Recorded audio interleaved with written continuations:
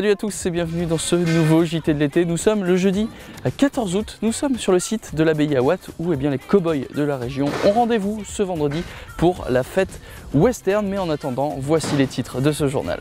Y a-t-il un problème au port de Grand-Fort-Philippe? La réponse du maire Sonny Clinquart dans ce journal. C'est triste mais la rentrée des classes approche et qui dit rentrée dit fourniture. Dans ce journal, nous allons vous proposer de la maroquinerie fait main à Petit-Fort-Philippe. Et entre Grand-Fort et Petit-Fort, ce vendredi aura lieu la traditionnelle procession en l'honneur de la Vierge Marie. Et puis on vous parlera de sport avec le retour de l'USG à l'entraînement et la présentation d'un nouveau joueur au BCM. Je vous le disais dans les titres de ce journal, y a-t-il un problème au port de Grand-Fort-Philippe? La réponse avec Emmanuel Depecker et le maire de Grand-Fort, Sonny Clinquart. On a un perret qui menace dangereusement de s'effondrer. Il s'est affaissé. On a quand même une fissure qui s'étale sur 210 mètres avec 40 cm d'épaisseur. À marée basse, c'est impressionnant.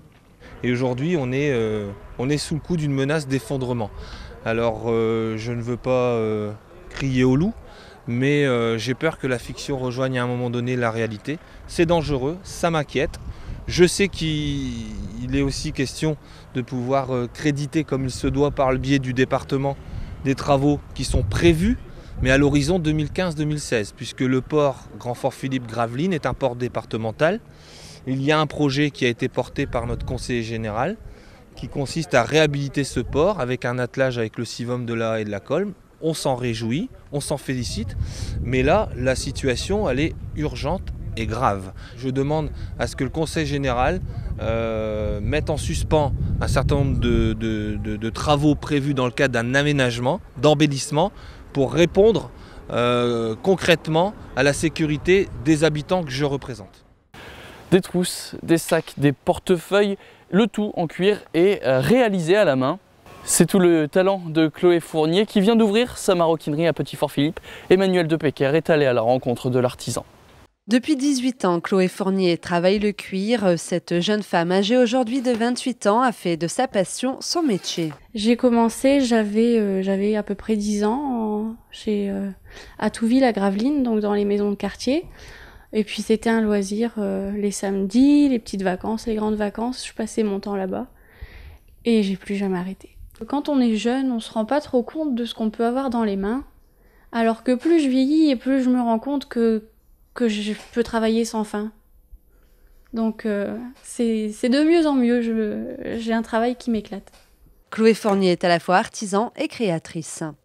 Oui, je crée tout moi-même. Et vu qu'avant de partir sur Paris pour faire mon diplôme de maroquinerie, j'ai fait couture également, j'ai pas de limite. Je veux dire, à partir du moment où j'ai l'idée, je passe des heures de prototype et puis voilà, c'est parti. Des sacs, des porte-monnaies, mais aussi des bijoux tout droit sortis de l'imagination de la créatrice. Il arrive également que la maroquinière confectionne des objets sur commande. Je suis quelqu'un de très dynamique, donc c'est vrai que parfois on me demande un peu de me canaliser et de me freiner. Mais j'essaye de répondre aux besoins de mes clients toujours le plus rapidement possible. Donc ça m'est déjà arrivé de répondre positivement à une offre qui était pour le lendemain. Changer une fermeture éclair de blouson, faire une modification sur des sacoches de cavalier. La dame partait en randonnée 2 jours après et elle pouvait pas partir sans ses sacoches parce qu'elle n'aurait pas pu emmener grand chose. Donc il a fallu trouver les solutions en 2 jours et répondre positivement à cette offre. Chloé Fournier fourmille d'idées. Prochainement, elle devrait sortir une gamme dédiée aux hommes. Une collection que vous pourrez retrouver prochainement lors des différents salons et marchés de Noël. Et si vous souhaitez rencontrer cet artisan, vous pourrez le faire ce samedi de 14 h à 19 h au marché de l'art et de l'artisanat, juste devant le phare de Petit-Fort. Autre gros événement ce week-end, c'est la procession, la traditionnelle procession du 15 août. La ville de Grand-Fort-Philippe, ses maisons, ses bateaux vont se parer de bleu ce vendredi. Un bleu marial en l'honneur de la Vierge Marie, la protectrice des marins pêcheurs. Retour sur cette tradition qui perdure depuis des années, voire des siècles, avec Emmanuel Depecker. Vierge Marie, protégez-nous. On a un lien avec la Vierge et c'est ça qu'on l'honore parce que quand il faut, on demande sa protection. Bah, c'est une mère, enfin, hein, vous savez, c'est comme ça. Ça, c'est ancestral, hein. De tout temps, ça a été comme ça. Croyants ou non, tous les marins pêcheurs accordent une place à la Vierge Marie au sein de leur bateau. À bord des bateaux, ceux qui avaient une chapelle, hein, c'était pratiquement toujours une Vierge. Voilà. Voilà. Pourquoi? Bah, c'est encore un peu peut-être par superstition aussi, il faut voir. Hein. Vous savez, ça date pas d'aujourd'hui tout ça. Hein. Il y a eu des avant nous, sûrement un peu par croyance, mais un petit peu aussi par superstition. Tous les 15 août, lors de l'Assomption, fête mariale, les marins lui rendent hommage en portant des statues à son effigie et les habitants s'habillent de bleu. Une procession qui attire de plus en plus de monde. Près de 2000 personnes étaient présentes l'année dernière. C'est sûrement par croyance, hein, honorer aussi les marins, la Vierge, et un peu aussi, peut-être aussi pour certaines personnes, s'associer justement à cette fête du 15 août qui est la fête de la Vierge. Il ne faut pas oublier. Donc je pense, les gens qui viennent aussi, peut-être qu'un jour dans leur vie ont eu besoin de cette protection. Une messe sera célébrée à 11h en l'église Notre-Dame-de-Grâce à Grand-Fort-Philippe, suivie de la procession dans les rues de la ville et la bénédiction de la mer au calvaire des marins. Et on termine ce journal par une page de sport. Ce mardi, nous vous parlions du BCM. Et bien aujourd'hui, on vous parle de l'USG Football qui a repris le chemin de l'entraînement. On fait le point sur cette nouvelle année avec Aurélien Février. À quelques jours de la reprise du championnat de division d'honneur, l'USG continue sa préparation, monte en puissance petit à petit avec un effectif quasi inchangé suite à la descente de CFA2 la saison dernière. Je voulais garder l'ossature avec laquelle j'ai travaillé pendant 2 mois et demi parce que premièrement j'appréciais les garçons, aussi bien humainement que sportivement.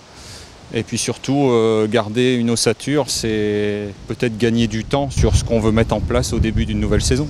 Aucun recrutement n'a été fait, il n'y a qu'à voir le 11 de départ mis en place mercredi soir en match de préparation face à R sur la liste pour s'en rendre compte. Ils étaient tous au club la saison dernière, à l'exception de Bertrand Bossu, le gardien de 2 mètres s'est proposé pour remplacer Damien Vendionnan parti à Tourcoing. Il sera le gardien titulaire cette saison.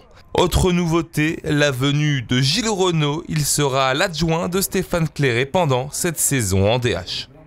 Je pense que depuis plusieurs saisons, le championnat de division d'honneur se complique d'année en année, puisque quand on regarde la composition du groupe, je pense qu'il n'y a pas loin de la moitié des équipes qui étaient peut-être en CFA2 il y a quelques années encore.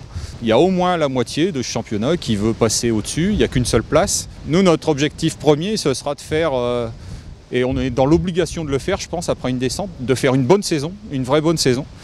Et au niveau du club en général, au-delà de la DH, c'est de faire monter notre équipe réserve. Et le championnat débute dès samedi prochain, ce sera O8 contre Béthune. Hier, mercredi, l'USG a battu R sur la liste 3-0. Le score était entériné à la pause avec une équipe qui ressemblait à celle des titulaires. L'USG jouera un dernier match de préparation, ce sera mercredi O8 contre Malo. On reste dans le sport gravelinois, mais cette fois-ci on va parler basket et du BCM. Deuxième épisode de la présentation des joueurs de l'équipe 2014-2015 des Maritimes. Et cette semaine, on a été obligé de sortir nos traducteurs. Aurélien Février est aujourd'hui avec Graham Brown.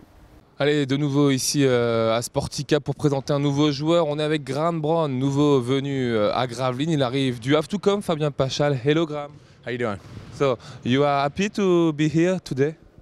C'est une grande journée, je suis heureux de pouvoir découvrir ma nouvelle équipe. On va voir ce qu'on va pouvoir faire cette saison, j'ai hâte que ça démarre. You wanted to join a great team after Le Havre. The BCM is this one? Bien sûr, historiquement, c'est une grande équipe. Il y a eu beaucoup de grands joueurs, de grands entraîneurs qui sont passés par ici. On va tout faire pour que le BCM soit une grande équipe. You are the older on the squad this year. It's not a problem for you? No, it's not a problem at all. Aucun souci, j'aime mettre un leader sur le terrain, j'aime montrer l'exemple. Pour moi, c'est une bonne chose. Cette année, il y a beaucoup de jeunes dans l'équipe. On va pouvoir jouer très vite et de manière athlétique, donc ça devrait être une bonne année. I think it'll be a good year. Okay, maybe the captain? Hopefully. En tout cas, je l'espère, j'aime ce rôle de capitaine dans toutes les équipes où je suis passé. C'est un poste très intéressant. Je pense que je peux être un moteur pour le groupe, ce qui serait une bonne chose. Thanks, have a great season. Thank you very much. Voilà, et nous on se retrouve forcément dans un prochain journal pour retrouver et découvrir un nouveau joueur de cet effectif du BCM Gravelines Dunkerque. Et on termine donc avec un mot d'aviron. On avait suivi leur préparation il y a quelques semaines. Sachez que Mondiaux Junior d'Hambourg, le bateau du Gravelinois Adrien Decriem en 200 barreurs, s'est classé 7e. Après avoir échoué aux portes de la finale, le bateau français a remporté la course de classement. Voilà, c'est la fin de ce journal. Merci à tous de l'avoir suivi. Merci à Aurélien Février et à Emmanuel Depecker. On se retrouve nous mardi pour un prochain JT. En attendant, vous avez rendez-vous avec Michel Vière pour l'agenda de l'été. Très bonne soirée à tous et bon week-end.